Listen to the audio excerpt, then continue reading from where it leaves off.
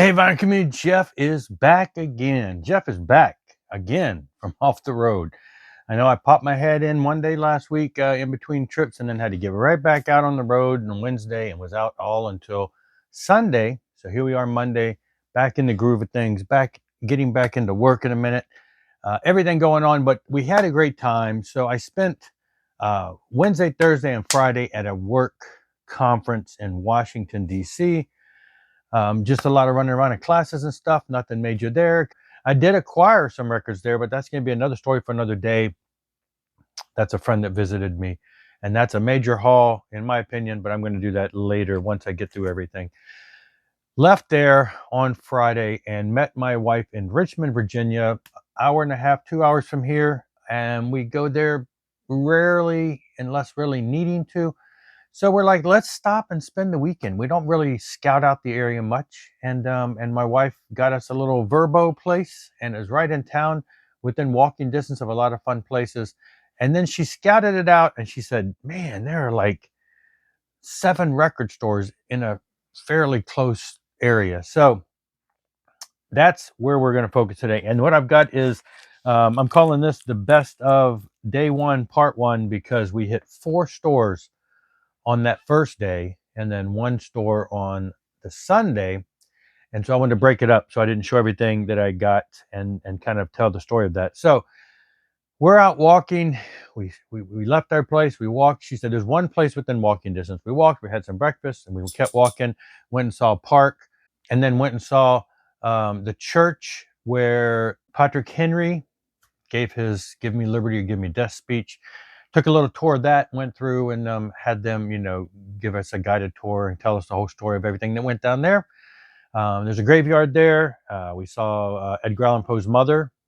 She's buried in that graveyard. Heard the whole story behind that situation, which is an interesting story as far as her being buried there and not being acknowledged for many years and yada yada. So saw some sights, and then she's like, okay, the record store is like about 2 blocks over. So we're walking towards the record store, and I said, man, it would really stink if we hit the mother load at this record store and have to carry back a buttload of records by hand back to the place. Well, I shouldn't have said that because it kind of happened, but it wasn't so hard. I had 2 bags, but I was able to carry them. I'm going to just show you 3 of the key things I got, and then I'll go over the because a lot of it was in the underground 5 Below bin that was on the bottom. There was a lot of great stuff in the 5 bin. One of the things I'm going to show you is in the $5 bin. Blew my mind. Could not believe it was in the $5 bin.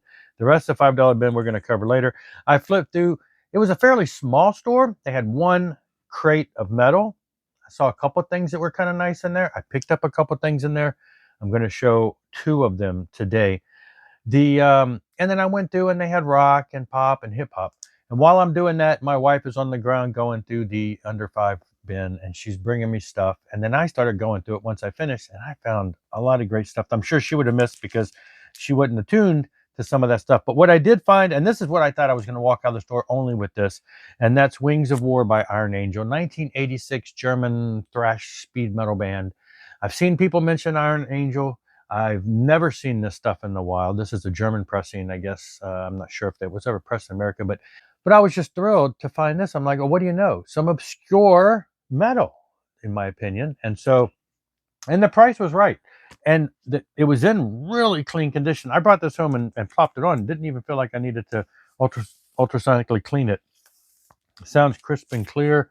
Was very good. So, and that's one thing I noticed. And I asked the guy behind the counter, but he's just the helper. He's not the guy that does the buying. But I bought a lot of stuff at the store, and even the $5 stuff looked almost unplayed. I'm like, do you clean the records? Are they ultrasonically cleaned, or what? Why is all of these cheapy records that I'm getting in such good condition? He's like, I'm not sure what he does with them, but if you knew the guy, he's very meticulous and very, just meticulous when it comes to that. So maybe he only buys great stuff, but everything I bought was amazing for the price. But this was not a $5 thing. This one was, was a very reasonable price for this type of an album.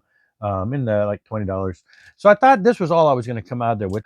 This was one that I hemmed and hawed about, but then because of something else I found in the $5 bin, I thought I better grab this. Long Way to Heaven by Helix, a Japanese pressing. So again, for a Japanese pressing, the price was unbelievable in this because everywhere I see Japanese pressings, they're like 40, 50, 60 bucks. This was under 20. And I'm like, okay.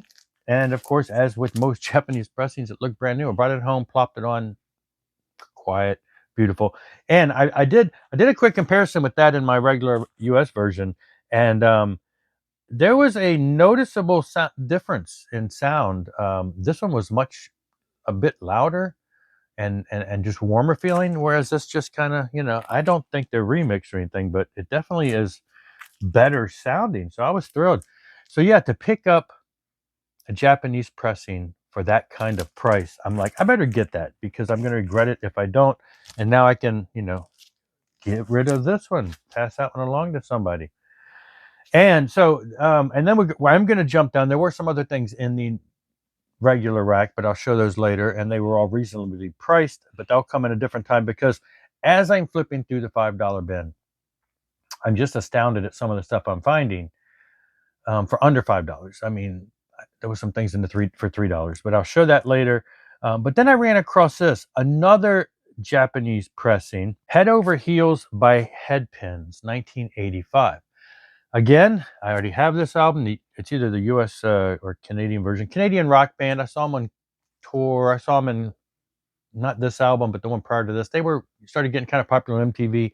I just remember being right up front and being, enamored by Darby Mills there. She was quite attractive for a teenage boy, and she was just up there belting it out. But when I saw this Japanese pressing, and it looked like, I mean, it's just in beautiful minty condition.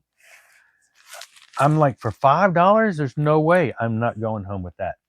And so I grabbed that. But I grabbed this, and again, I compared it to this. I did notice when I compared it to this, not a drastic difference in this particular version, but it wasn't super noticeable. But, sounded really clean. This one probably is beat up in comparison. It's got a notch on too. So there, yeah, I got me that. I couldn't believe for $5, and now I can pass on my US version to somebody else. So I don't know. I don't know how this particular guy had some of these Japanese pressings and why he was getting rid of them so cheaply, but I was happy to take them off his hands. And that's it for this one, though. I'll cover some more in of what I found that first day, and I'll cover the stuff that I got in the $5 bin. Some of which I thought was really good, some of which is just your typical filler stuff. But I was great to walk out with these three, what I call classics from I love these bands. And so I was really thrilled to have that. And I'll see you later on the next one. Rock on and rock hard.